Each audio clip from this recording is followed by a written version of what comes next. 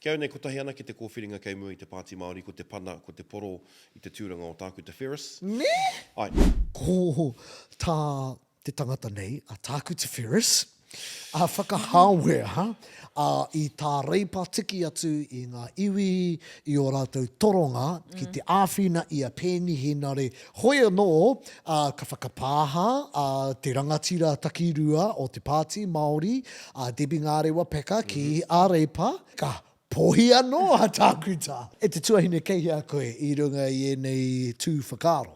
Kei nei tuatahi, kei te kitea te tōtara wāhirua o te Pāti Māori. kia nei kotahi ana ki te kōwhiringa kei mua i te Pāti Māori, ko te pana, ko te poro i te tūranga o tāku te Ferris. Ne? Ai, ai. Me he mea i puta ia e tērā kōrero, kua whakapāha ngā kaiarahi o te pāti ka mātua i tērā. Pai ana, engari, ko takahia e ia tō rau mana. Ko takahia e ia te mana o te pāti. Ne, kare te kia pana i aia. Ai,